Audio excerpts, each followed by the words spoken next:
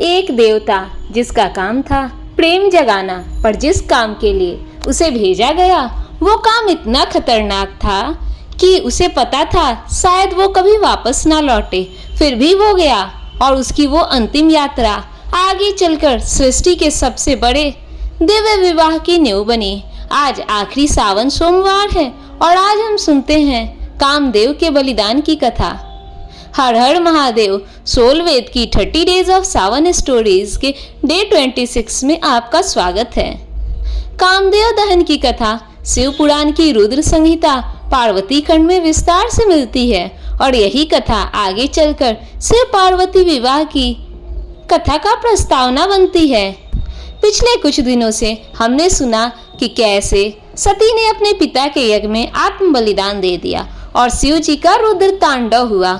उस घटना के बाद भगवान शिव पूरी तरह वैराग्य में डूब गए। उन्होंने संसार से मुंह मोड़ लिया और हिमालय पर घोर तपस्या में लीन हो गए।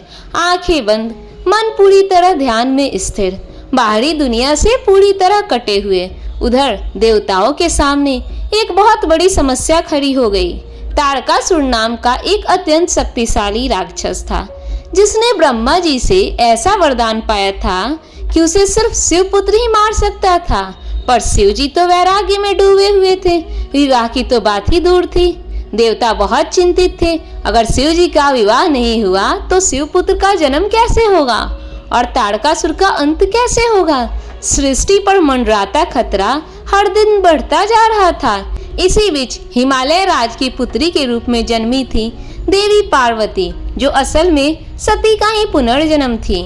पार्वती जी बचपन से ही शिव जी को पति रूप में पाने की इच्छा रखती थी और उन्होंने भी कठोर तपस्या शुरू कर दी थी।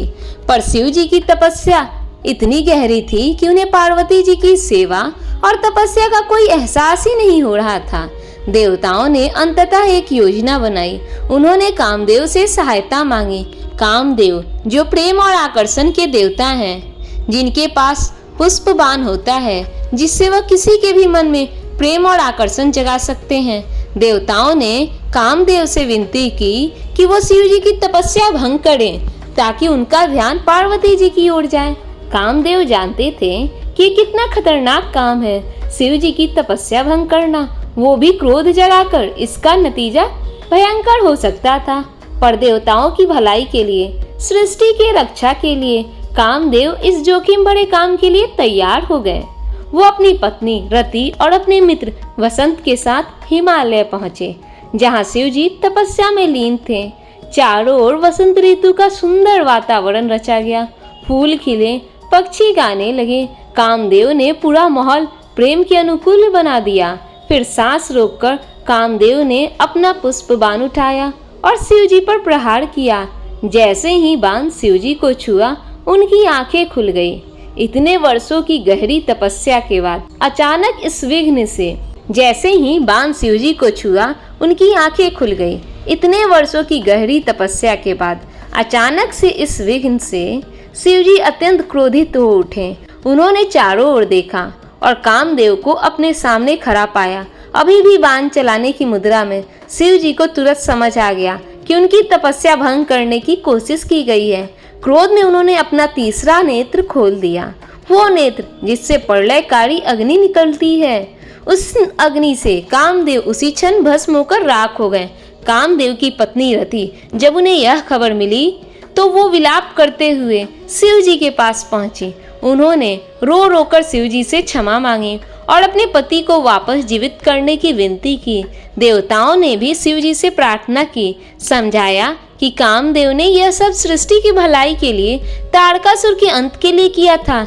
शिव जी का क्रोध धीरे धीरे शांत हुआ और उनके हृदय में करुणा जागी। उन्होंने कामदेव को पुनर्जीवित किया, पर बिना शरीर के, अनंग रूप में, यानी बिना देह के, सिर्फ भावना और ऊर्जा के रूप में। यही वजह है कि आज भी प्रेम को कामदेव के अनंग स्वरूप से जोड़ा जाता है, अदृश्य, हर जगह मौजूद। इस पूरी घटना के बाद शिव जी का मन धीरे धीरे बदलने लगा। उन्होंने पार्वती की तपस्या और उनकी सेवा को महसूस करना शुरू किया। धीरे धीरे उनका मन पार्वती जी की ओर मुड़ा। यही वो भावना थी जो आगे चलकर विवाह में बदली। ओम कामदेवाय विद्महे पुष्पबाणाय धीमहि तनो नंगः प्रचोदयात्। हम कामदेव को जानने का प्रयास करते हैं, पुष्पबाण धारण करने वाले का ध्यान करते हैं। वो अनंग स्वरूप कामदेव हमें सद्बुद्धि प्रदान करें। कामदेव की कथा हमें एक बहुत गहरी सीख देती है। कभी कभी बड़े लक्ष्य के लिए किसी को अपने आप को जोखिम में डालना पड़ता है, बिना ये जाने कि नतीजा क्या होगा। कामदेव जानते थे कि यह काम खतरनाक है, फिर भी उन्होंने सृष्टि की भलाई के लिए ये कदम उठाया। और शिव जी की करुणा भी उतनी ही महत्वपूर्ण सीख है।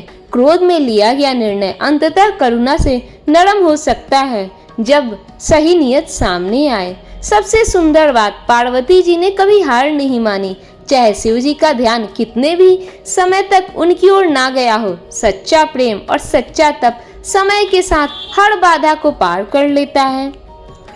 आज के जीवन में भी कई बार हमें किसी बड़े लक्ष्य के लिए कोई जोखिम भरा कदम उठाना पड़ता है। कोई कठिन बातचीत शुरू करना, कोई असहज सच बोलना या किसी रिश्ते में पहला कदम बढ़ाना। कामदेव की कथा हमें याद दिलाती है, जब नीयत सही हो, जब लक्ष्य किसी की भलाई के लिए हो, तो जोखिम उठाने का साहस अंततः सार्थक साबित होता है, भले ही तुरंत परिणाम अच्छा ना दिखे। आज आखिरी सावन सोमवार है, शिवलिंग पर जलाभिषेक कीजिए। पूरे महीने के व्रत को याद करते हुए अगर आपने पूरे सावन व्रत रखा है तो आज उद्यापन विधि पर विचार कीजिए। आज सोचिए, क्या कोई जोखिम भरा पर सही कदम जो आप उठाने से डर रहे हैं? हे कामदेव, हे शिव पार्वती, हमें वो साहस दीजिए जो सही काम के लिए जोखिम उठाने से ना डरे, और हमें वो धैर्य दीजिए जो पार्वती जी जैसा हो, जो कभी हार ना माने, चाहे रास्ता कितना भी लंबा क्यों ना हो। आज आखिरी सावन सोमवार पर व्रत का उद्यापन करना हो तो सोलवेद के सोमवार शिव व्रत किट में उद्यापन विधि भी शामिल है, ताकि आपका पूरा सावन व्रत सही तरीके से पूर्ण हो सके। कल सुनिए त्रिपुरासुर वध की कथा, जिससे भगवान शिव को त्रिपुरारी नाम मिला। सोलवेद को सब्सक्राइब करना ना भूलें, ताकि रोज की कथा आपसे ना छूटे। सोलवेद, योर एवरीडे स्पिरिचुअल डेस्टिनेशन।